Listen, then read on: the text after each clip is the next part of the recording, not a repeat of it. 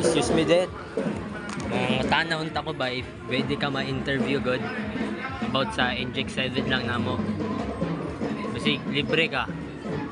Libre mo nun. Ah, Isip na ha? sayo na rin eh. I-interview ta ko sa imo is how do science technology affect our ability to live a good life? Affects sa technology ug science. What does it really means to live ay to have a good life?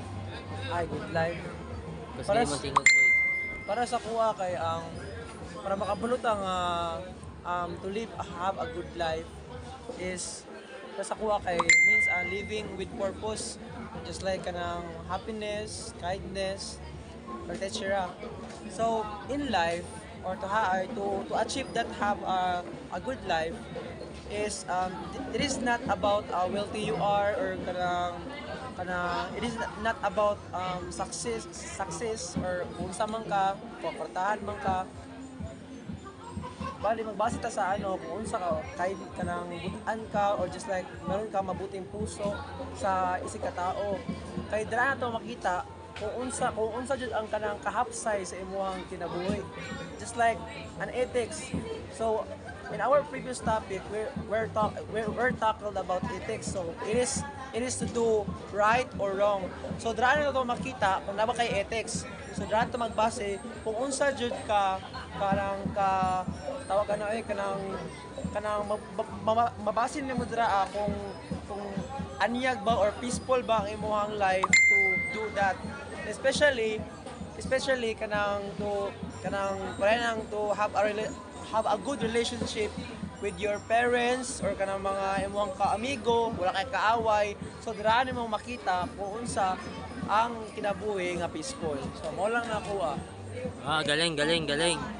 So, ang kaduhang pangutana nako is how do science and technology affect our ability to live a good life? So ang science sa kuha o ang technology is kanang mura sila og kanang kapariharas. Kay ang science is kailangan po siya technology to research nila pareha ng mangita sila og mga kanang mga there are possibility kanang na mga viruses or kanang mga treatment or mga diseases nga nagapangita sila og mga treatment to cure the illness.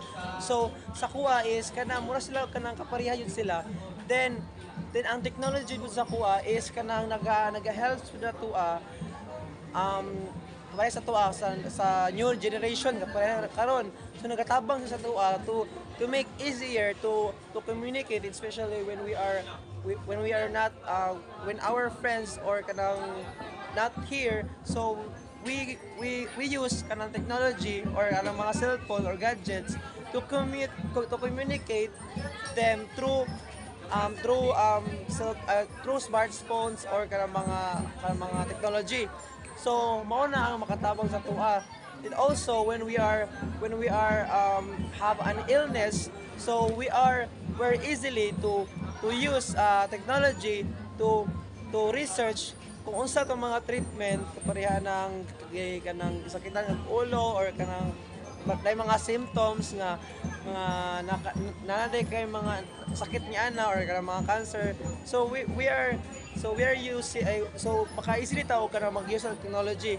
So mo yun na makatabang yun siya ang technology sa tuwa. So mo na ako ang Galing. Anong pangalan mo? ay I'm Decarit Aninaw di ay yeah. From I'm second year from this BSMT department. Oh, nice. Salamat sa imo. Ay, salamat po. Cadet Aninaw. Bye. Okay, so based sa interview ko kanina,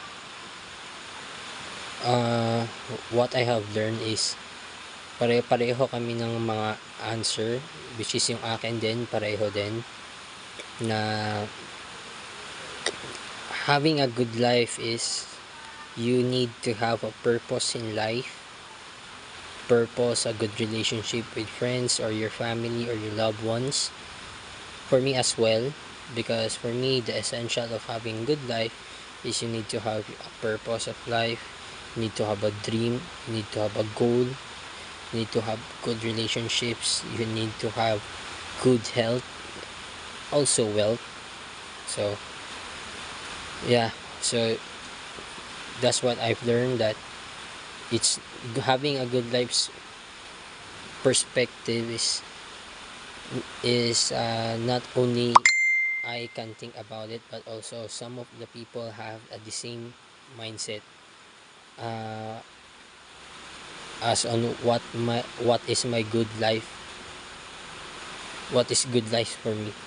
Okay, now this tells me like how the people value life is different, because some